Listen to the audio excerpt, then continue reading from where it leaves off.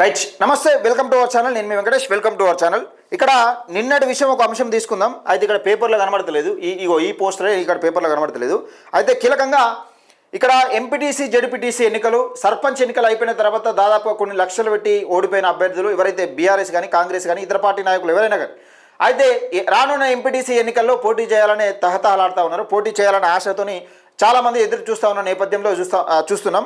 అయితే ఇక్కడ విషయం ఏంటంటే తెలంగాణ రాష్ట్రంలో ఎన్నికలు పెట్టడానికి కాంగ్రెస్ పార్టీ భయపడుతుందా, లేకపోతే ఈ జెడ్పీటీసీ ఎంపీటీసీ ఎవరికి ప్రయోజనం లేదు, మరి నిజంగానే అది ముందు ఎందుకు చెప్పలేదు? సర్పంచ్ ఎన్నికలప్పుడు ఇక జెడ్పీటీసీ ఎంపీటీసీ ఎన్నికలు ఉండేవి. మరి ఈ కార్యక్రమాన్ని చేపడతా ఉన్నాం. ఈ కార్యక్రమాన్ని ఆలోచన చేస్తూ ఉన్నాం. జెడ్పీటీసీ ఎంపీటీసీ ఎన్నికలు రద్దు చేసే అవకాశం కనబడతా ఉందని ఎందుకు చెప్పలేకపోతుంది? మరొక వైపు బీసీలకు 42% రిజర్వేషన్ ఇవ్వకుండా ఇష్టానుసారంగా ఎన్నికలకు పోతే బీసీలు తిరగబడే అవకాశం ఉన్నది. రానున్న రోజులలో అసెంబ్లీ ఎన్నికలలో కాంగ్రెస్ పార్టీని బొందబెట్టే అవకాశం కూడా ఉన్నది అని ఈ కోణంలో కూడా కాంగ్రెస్ పార్టీ భయపడుతున్నట్టుగా కనబడతా ఉంది. ఎందుకంటే ఎక్కడ చూసినా కానీ మనం తాయిలాలు వంతాంది ఎక్కడ కూడా గెలవలే కాంగ్రెస్ పార్టీ. తాయిలాలు వంచుడు అక్కడ లేని బీఆర్ఎస్ పార్టీని బూచిగా చూపించి తెలంగాణ రాజ్యాధికార పార్టీని రాకుండా చేసే ప్రయత్నం జరిగింది. బీఫామ్లకు కోసం రాకుండా కానీ అభ్యర్థులకు బీఫామ్లు రాకుండా కానీ అభ్యర్థులను ఏ విధంగా చివరి నిమిషం దాకా ఆపి వాళ్ళు ఏ పార్టీలో పోకుండా చేసి ఆ పార్టీలో ఉండేటట్టు చేసుకునే ప్రయత్నం చేశారు. అయితే ఇక్కడ వ్యవస్థ ఏంటంటే ఇక్కడ కీలకంగా ఎంపీటీసీ జెడ్పీటీసీ వ్యవస్థ రద్దు అనే విధంగా ఒకటి వచ్చింది కథనం. ఒకసారి చదువుకునే ప్రయత్నం చేద్దాం. వారికి సరైన అధికారాలు, ఎంపీటీసీ జెడ్పీటీసీ వ్యవస్థ రద్దు, వారికి సరైన అధికారాలు బాధ్యతలు లేవనే ఉద్దేశంతోనే సర్పంచ్ ద్వారా ఎంపీపీలతో జెడ్పీ చైర్మన్ను ఎన్నుకునే పరోక్ష విధానమైన సూచనలు అధ్యయనం చేయాలని పంచాయతీరాజ్ శాఖకు ఆదేశం. ఈ నెల 23న క్యాబినెట్లో భేటీలో చర్చ. ఈ నెల 23న జరగనుందట. అయితే ఎవరితో ఎన్నుకుంటారట? సర్పంచుల ద్వారా ఎంపీపీని ఎన్నుకుంటారట. ఎంపీపీలతో జెడ్పీ చైర్మన్లను ఎన్నుకునే పరోక్ష విధానమైన సమాలోచన. అంటే సర్పంచులకు అందుకేనా ఇప్పుడు సర్పంచులు గెలిచిన వాళ్ళందరూ కాంగ్రెస్లకు రావాలనేది ఇక మీ పార్టీ కోట్లు వేయించుకునేది. అందుకేనా ఇది కథ? సర్పంచులకు పెద్ద పవర్ ఇస్తున్నారు అన్నట్టుగా. అధ్యయనం చేయాలని పంచాయతీరాజ్ శాఖ ఆదేశం. ఈ నెల 23న కేబినెట్ భేటీలో చర్చ. రాజ్యాంగ సవరణ తప్పనిసరి అంటున్న నిపుణులు, ఇప్పుడున్న పరిస్థితుల్లో అసాధ్యం అంటున్న పరిశీలకులు. ఇప్పటికే టీడీపీ బీఆర్ఎస్ హయాంలో ప్రయత్నాలు మార్పునకు చొరవ చూపిన ఇప్పటికే విఫలం అయిపోయింది. టీడీపీలు ఉన్నప్పుడు టీడీపీ బీఆర్ఎస్ హయాంలో ప్రయత్నాలు చేసినాయట. ఈ జెడ్పీటీసీ ఎంపీటీసీ ఎన్నికలు అనేది ఈ పోస్టులు అనేది తీసేయాలనే ప్రయత్నం చేసినాయట, కానీ జరగలేదు. అయితే వ్యవస్థ ఒకసారి చూసే ప్రయత్నం చేద్దాం. పరిష్కారం దొరుకుతుందా? మరి ఒకసారి పరిష్కారం దొరుకుతుందా అంటే ఒకసారి చూద్దాం. అయితే రాష్ట్రంలో ఎంపీటీసీ జెడ్పీటీసీ వ్యవస్థను ఎత్తివేసేందుకు రాష్ట్ర ప్రభుత్వం ప్రయత్నాలు చేస్తున్నది.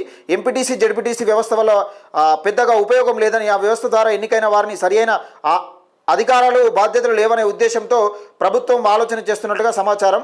ఎంపీటీసీ జెడ్పీటీసీ సభ్యుల స్థానంలో సర్పంచులు ఎంపీపీలు జెడ్పీ చైర్మన్లను ఎన్నుకునే పరోక్ష విధానాన్ని తీసుకురావాలని ప్రభుత్వం ఆలోచిస్తున్నట్టుగా తెలుస్తోంది. దీనిపై అధ్యయనం చేసి నివేదిక ఇవ్వాలని సర్కార్ పంచాయతీరాజ్ శాఖను ఆదేశించినట్టుగా సమాచారం. ఈ నెల 23న జరిగే కేబినెట్లో దీనిపై చర్చించినట్లుగా తెలుస్తుంది. ఈ విధానాన్ని ఎత్తివేస్తే ఎంపీటీసీ జెడ్పీటీసీలకు ఎన్నికలు అవసరం లేదని ఆలోచన చేస్తున్నట్టుగా వినికిడి. ఇతర రాష్ట్రాల్లో ఏ విధంగా అమలవుతుందో దానిపైన పంచాయతీరాజ్ శాఖ అధికారులు సమాచారం సేకరిస్తున్నట్లు తెలిసింది.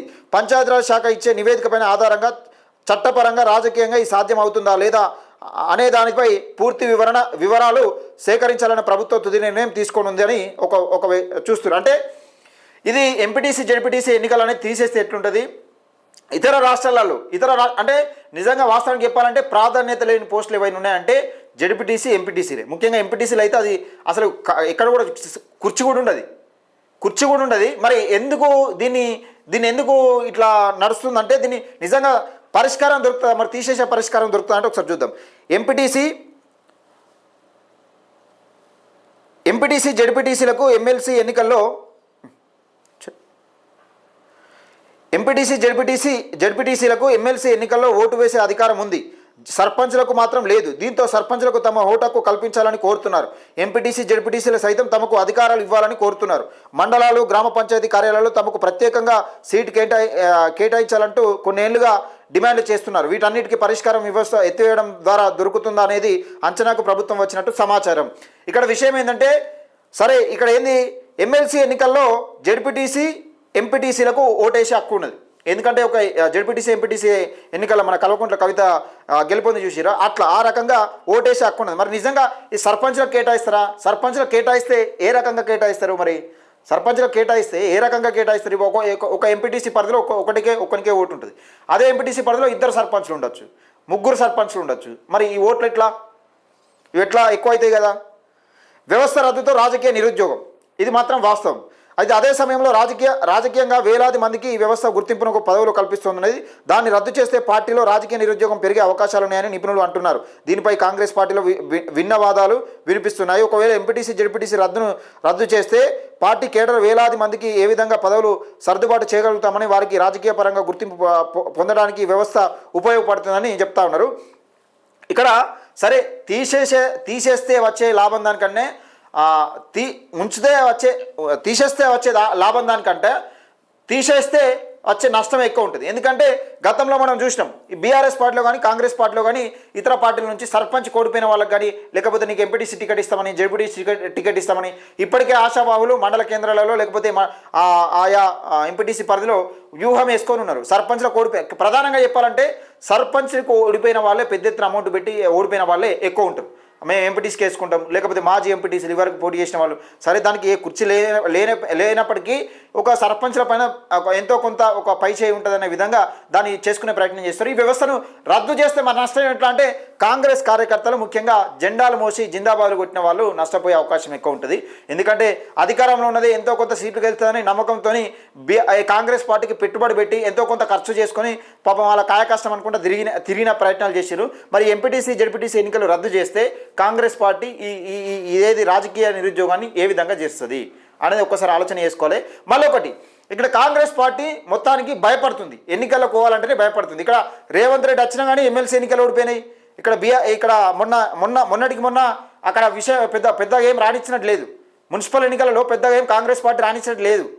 సావుదప్పు కన్ను లోటమైనట్టు ఉన్నది అంతే కాంగ్రెస్ పార్టీ పరిస్థితి. కానీ బీఆర్ఎస్ పార్టీ వాస్తవం చెప్పాలంటే రాష్ట్రంలో బీఆర్ఎస్ పార్టీ ఎంత గందరగోళంలో ఉన్నదో కాంగ్రెస్ పార్టీ అదే గందరగోళానికి గురవుతూ ఉన్నది. ఇక్కడ రాజకీయ పరంగా ఎలాంటి వ్యూహం అయితే కేసీఆర్ వదిలిండో, ఎలాంటి వ్యూహరచనలు చేసిండో, రేవంత్ రెడ్డి కూడా అదే ప్లానింగ్లో ఉన్నాడు. కానీ కొత్తగా ఈయనదేం లేదు, పెద్దగా ఏం చేస్తలేడు. 6 గ్యారెంటీలు అమలు చేయడంలో పూర్తిగా విఫలం అయిపోయాడు.